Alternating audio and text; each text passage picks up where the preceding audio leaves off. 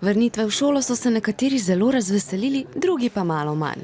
Predvsem je večina vesela sošolcev, največja slabost običajnega šolanja pa so zgodnje ure za vstajanje. Ko smo prišli nazaj v šolo, je bilo malo bolj drugače, da bi šel tak mali šok, ker si se rabo prej zbuditi. Definitivno bi raje stal doma, ker mi je šlo šolanje nadaljavo dosti v redu. Vrniti se je bilo super, ker smo se spet videli s svojimi prijatelji. Ne moramo imeti svojega urnika, ki smo ga imeli doma, smo si lahko sami prilagodili, kdaj bomo delali, pa kjer je predmete kak dan.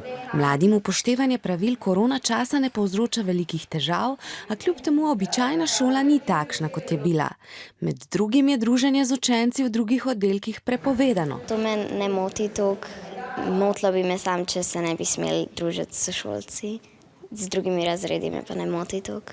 Vsak je za svojo mizo, če smo v razredu, se moramo nadaleč pogovarjati. Se vsem družimo, pač malo paziš, da pač si ne deliš, recimo, če piješ iz plastenke. Da imamo nek razmak med sabo, da ne kašljamo drug od drugega, da si razkužujemo roke. Ko gremo v šolo, mora iti vsak razred posebej in na različnih vhodih. In se mi zdi to malo zmedeno. Jaz tudi včasih pozabim, na katerem vhodu moram biti jaz. V 11 tednih korona počitnic niso počivali.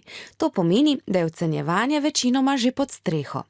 Pač ja, pri matematiki sem med oceno in zdaj ne vem, ali bom vprašala, ali mi bo dala kakšne vaje za rešiti, ali mi bo pa sam zaključila, ne.